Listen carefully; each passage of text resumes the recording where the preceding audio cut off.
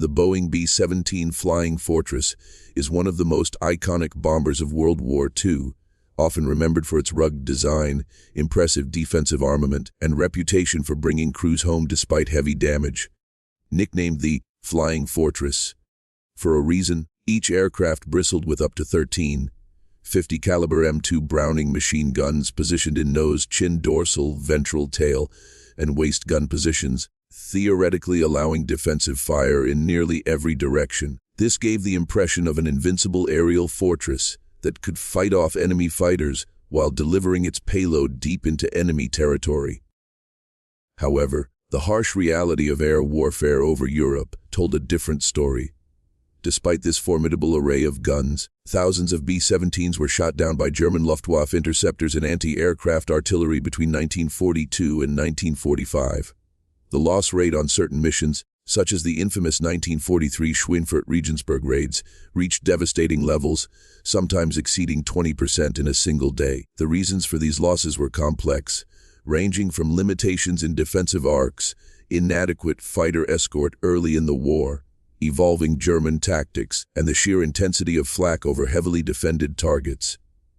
While the B-17's defensive firepower could and did down hundreds of enemy aircraft, it could not guarantee survival when entire formations faced coordinated attacks by waves of Messerschmitt Bf-109s, Fock, Wolf Fo-190s, and walls of flak. The paradox of the B-17 lies in this contradiction: an aircraft designed to be a self-defending bomber, yet one that suffered enormous losses in the skies over Europe. Understanding this requires looking beyond the guns themselves and into the realities of mid-20th century aerial combat, strategic doctrine, and the psychological resilience of the bomber crews who flew into what they called flak hell. When the B-17 first entered service in the late 1930s, U.S.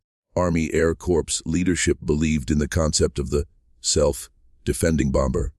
Military planners envisioned tight formations of flying fortresses, flying in daylight at high altitudes, where overlapping fields of fire from their multiple gun positions would create a deadly defensive network.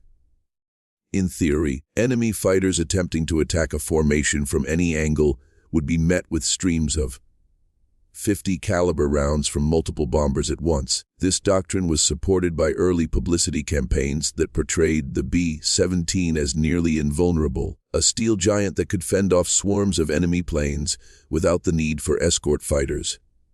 While this image boosted morale at home and intimidated adversaries on paper, it fostered a dangerous overconfidence in the aircraft's survivability.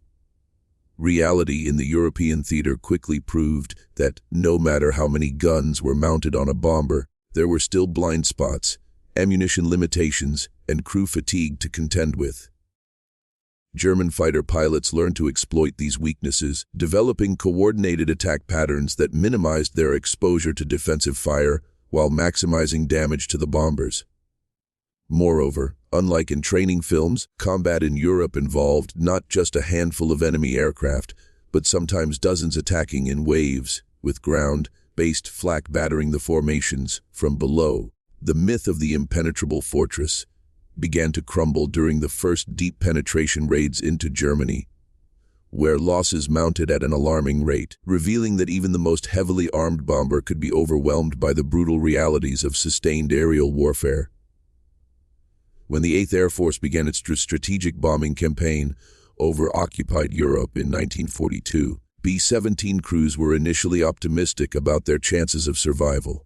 The aircraft's long range, combined with high-altitude performance and its impressive defensive layout, seemed to give it an edge over enemy fighters.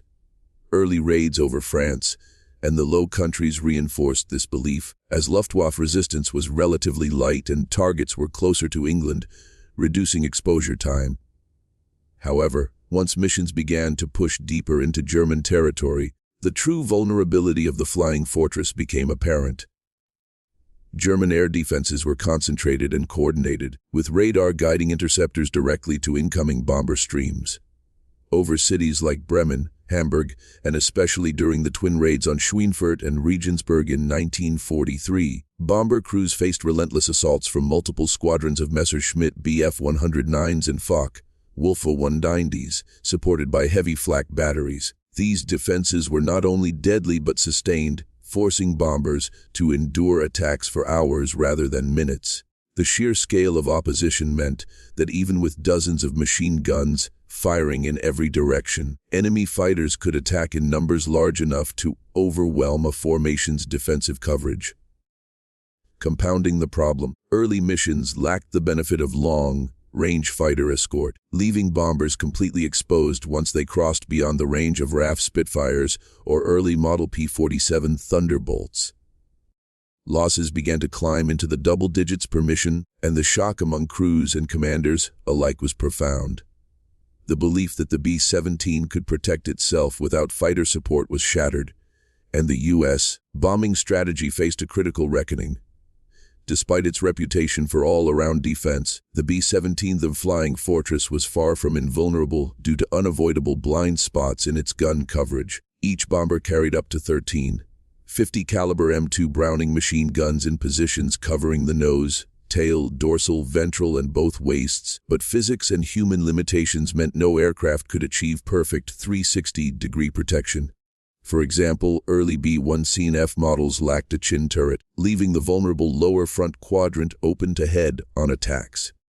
Luftwaffe pilots quickly exploited this weakness, approaching formations from 12 o'clock high and firing cannons and machine guns into the cockpit and nose sections before defensive gunners could react. Even in later variants like the B-17G, which added the chin turret, there remained attack angles where coverage was thin, particularly in the belly area during steep climbs or dives by enemy fighters.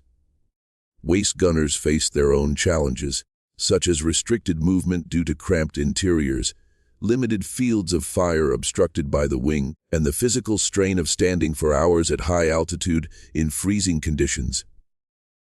Additionally, defensive coordination between gunners was often hindered by poor visibility, communication limitations, and the chaos of combat.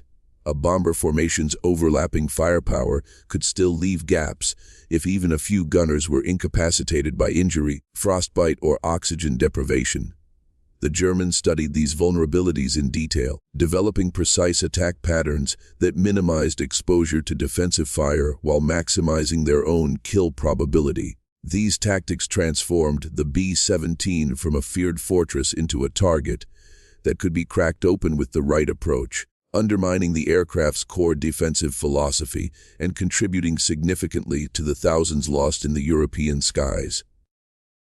The Luftwaffe's fighter pilots were not simply brave opponents. They were highly trained professionals who approached bomber interception with ruthless efficiency and precision. By 1943, German tacticians had refined their methods to counter the B-17's defensive strengths. One of the most feared tactics was the coordinated, head-on pass, in which multiple fighters, often Messerschmitt Bf 109s and Focke-Wulf 190s, would attack from 12 o'clock high in a staggered formation. This angle reduced the time they spent in the defensive crossfire and targeted the cockpit, bombardier's compartment, and front engines. Critical points that could disable a bomber with a single well-placed burst from 20 mm or 30 mm cannons.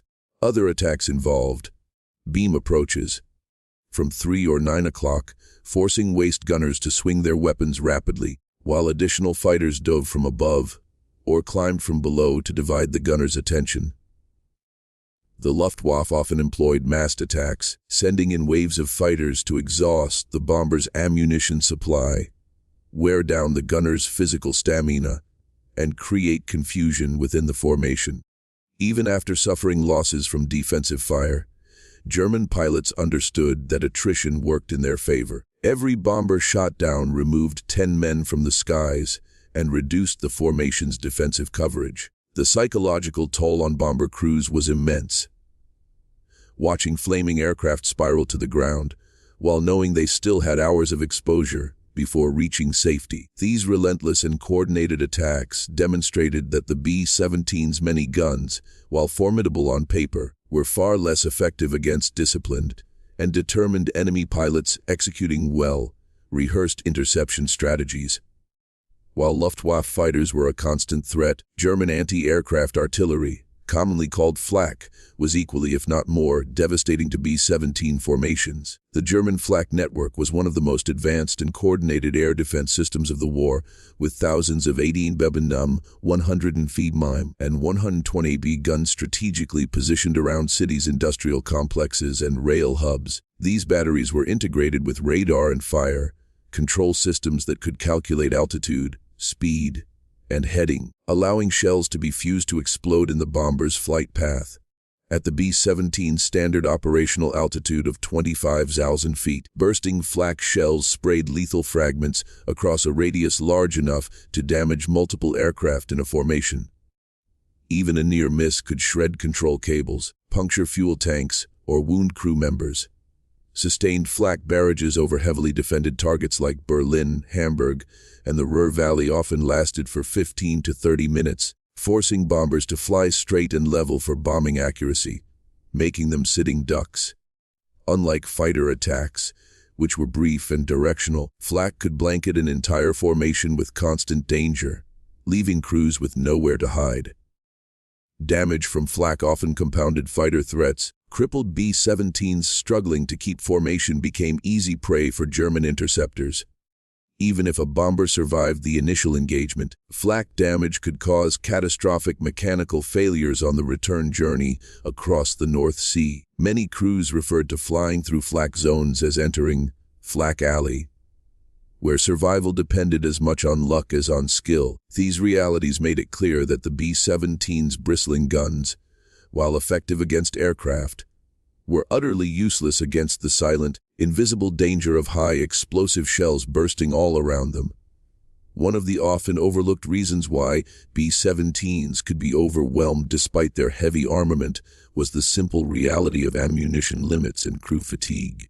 Each 50 caliber machine gun aboard a flying fortress carried only a finite number of rounds, typically between 500 and 1,000 per gun depending on its position. In sustained combat, particularly on deep penetration missions lasting 8 to 10 hours, gunners could burn through their ammunition quickly, especially when repelling multiple waves of fighters over several hundred miles.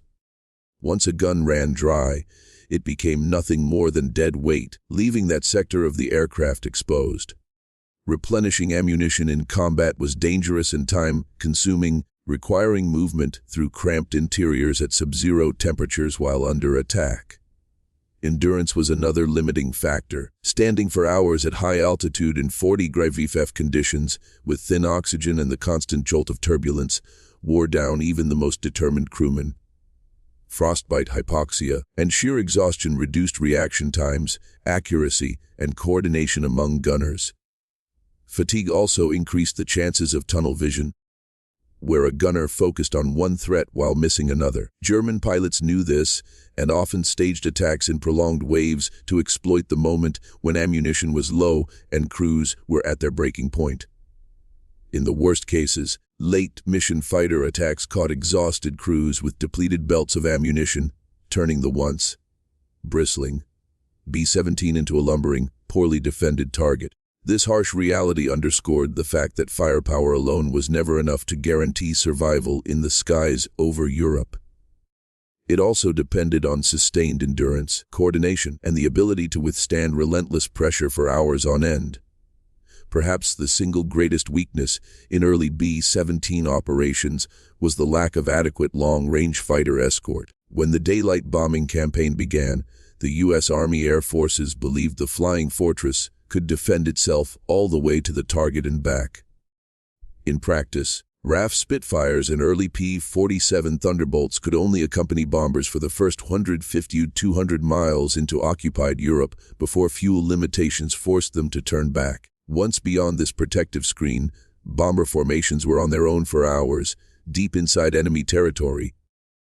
German interceptors, guided by radar and ground controllers, took full advantage of this so-called escort gap, launching repeated attacks on bombers that had no friendly fighters to intervene. The Luftwaffe even organized specialized units whose sole mission was to stalk returning formations and pick off stragglers near the Dutch coast. The situation reached a crisis point during deep raids in 1943, where loss rates on unescorted missions into central Germany sometimes exceeded 25%. It wasn't until the arrival of the P-51 Mustang, with its drop tanks and exceptional range, that the balance began to shift. The Mustang could accompany B-17s all the way to Berlin and back, engaging enemy fighters before they reached the bomber stream and chasing them aggressively during egress. Until that point, however, the lack of constant escort meant that no matter how many guns a B-17 carried, formations were essentially slow, moving targets in hostile skies for much of their mission. This vulnerability was one of the most decisive factors behind the thousands of flying fortresses shot down over Europe, proving that even the most heavily armed aircraft needed dedicated fighter protection to survive in the face of determined, well-coordinated enemy defenses. The B-17's defensive doctrine depended heavily on tight formation flying, where overlapping arcs of machine gunfire from multiple aircraft created a near-continuous wall of lead. In theory, this combat box formation meant that an attacking fighter would be exposed to fire from several bombers at once, deterring head-on or beam attacks. In practice, however, maintaining such precision at 25,000 feet, in freezing temperatures, and under constant turbulence was a monumental challenge. Even minor disruptions, such as a bomber damaged by flak or weather forcing aircraft to adjust altitude, could create gaps in the formation. German pilots were adept at spotting and exploiting these openings, singling out isolated or lagging bombers that could no longer benefit from overlapping fire. Furthermore, the rigidity of formation flying often forced bombers to remain on predictable courses and speeds, making them easier targets for flak batteries with pre-set firing solutions. While formations improved mutual defense, they also amplified vulnerability in certain ways.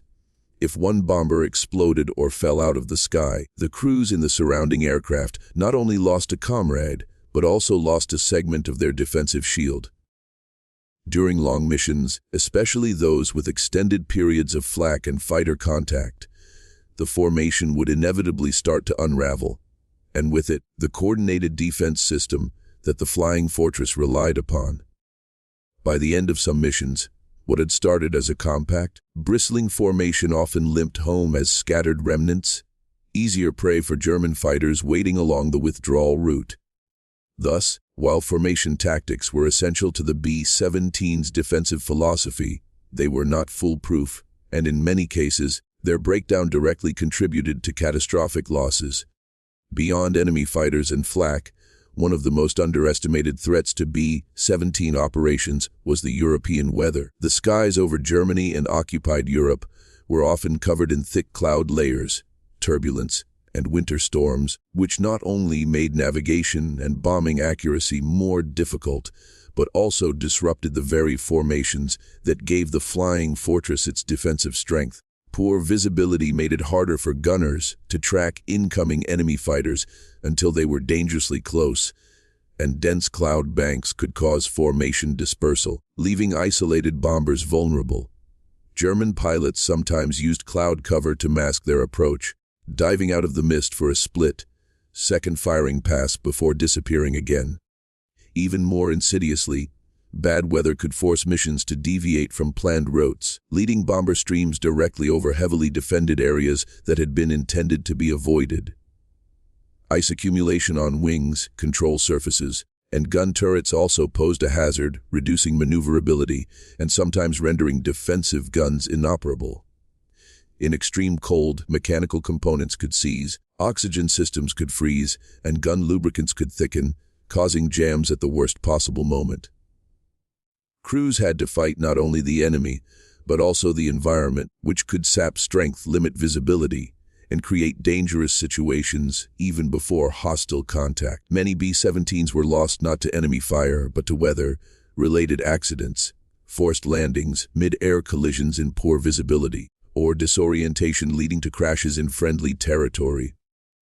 While the flying fortress was rugged, no amount of firepower could counter the hazards of the European climate, which played a silent yet decisive role in the thousands of aircraft lost during the strategic bombing campaign. The loss of thousands of B-17s over Europe was not only a matter of tactics, weapons, and engineering.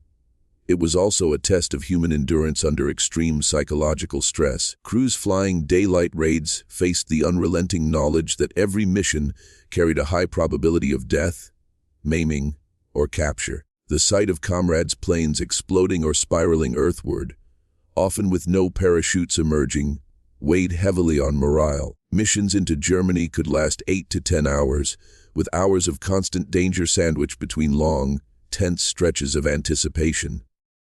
The deafening roar of engines, the rattle of machine, gunfire, and the shockwaves of nearby flak bursts created an environment of sensory overload. On top of this came the isolation of each gunner, often alone in his position, scanning the skies for threats that could appear at any second.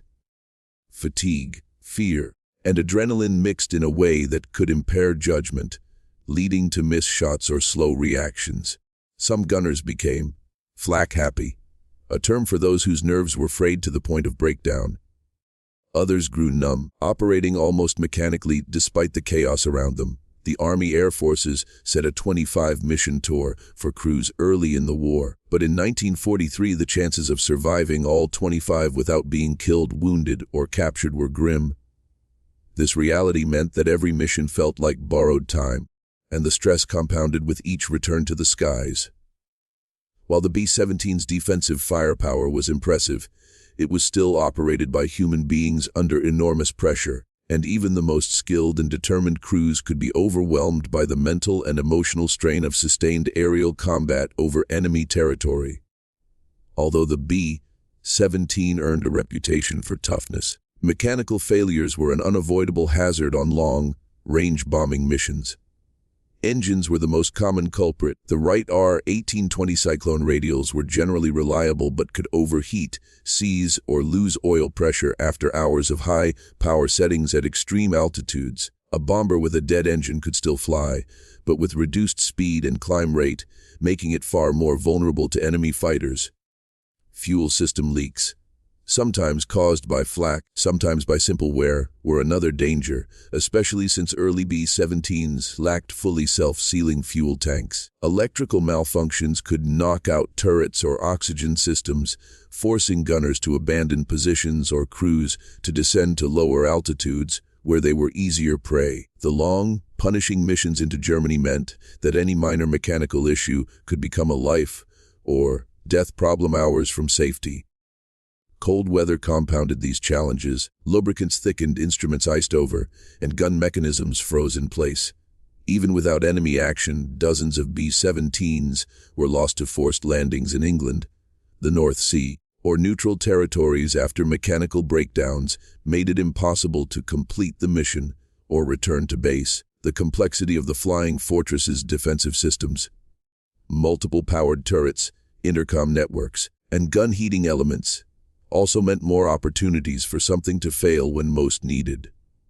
While such losses were less dramatic than fiery shoot-downs by enemy fighters, they contributed steadily to the attrition rate, reminding crews that survival depended not only on defeating the Luftwaffe, but also on the continued performance of thousands of mechanical parts operating under extreme stress for hours on end. The high loss rate of B-17s was influenced not only by enemy defenses, but also by the nature of the missions they were assigned. The U.S. strategic bombing campaign focused on heavily defended targets deep inside German territory: factories, oil refineries, rail yards, and city centers that were vital to the Reich's war machine. These targets were often surrounded by dense belts of flak batteries and positioned within easy reach of Luftwaffe fighter bases, ensuring that any bombing run would be met with fierce resistance. Mission planners understood the risks, but believed that hitting these strategic nodes was the fastest way to cripple Germany's ability to wage war. Unfortunately, this meant that B-17 crews were repeatedly sent into the most dangerous airspace in Europe, sometimes striking the same city multiple times in a matter of weeks, allowing defenders to refine their interception and flak patterns. Intelligence was not always perfect. Some missions underestimated the number of interceptors available, or the density of flak, leading to disastrous surprise losses. Weather also played a role. If cloud cover obscured the primary target, crews might be ordered to bomb a secondary one, which could be even more heavily defended. The emphasis on daylight precision bombing required formations to fly straight and level for extended periods during the bomb run, making evasive maneuvers impossible, while over the most dangerous areas. This rigid adherence to doctrine maximized bombing accuracy, but also gave enemy gunners, both in the air and on the ground, a stable target. In effect, the strategic choice to strike the heart of German industry, with daylight raids virtually guaranteed that B-17 crews would face the highest possible concentration of enemy fire, contributing significantly to the thousands of flying fortresses that never returned. When the B-17 first began operations over Europe, German interceptors were already formidable opponents, but as the air war intensified, the Luftwaffe rapidly upgraded its weapons, aircraft, and tactics specifically to counter the flying fortress. Early in the campaign, most German fighters carried a mix of machine guns and light cannons, which were dangerous but not always instantly lethal against the B-17's rugged airframe. By 1943, however, new versions of the Messerschmitt Bf-109 and Foch Wolf-Foe 190 were equipped with heavier 20 Neverman and even 30 Nevin autocannons capable of tearing through a bomber's vital sections with just a few hits. Specialized bomber-destroyer variants, such as the Bf-110 and later the Me-4010, carried multiple heavy cannons and sometimes air-to-air rockets, designed to break up formations with devastating opening salvos. The Luftwaffe also began using underwing gun pods, increasing the volume of fire during head, on or beam attacks. In addition, advancements in radar, directed interception allowed fighters to rendezvous with bomber streams earlier and in greater numbers. Even experimental aircraft like the jet-powered Me-262, though appearing late in the war, demonstrated just how far German technology had evolved in response to the Allied bombing threat. These technological leaps meant that the B-17's armor and defensive guns, which had been state of the art in the late 1930s, were increasingly outmatched by weapons designed to destroy heavy bombers in as few passes as possible. The sheer destructive power of these new armaments, combined with the Luftwaffe's aggressive interception doctrine, significantly increased the number of flying fortresses shot down, eroding any advantage their bristling machine guns once provided.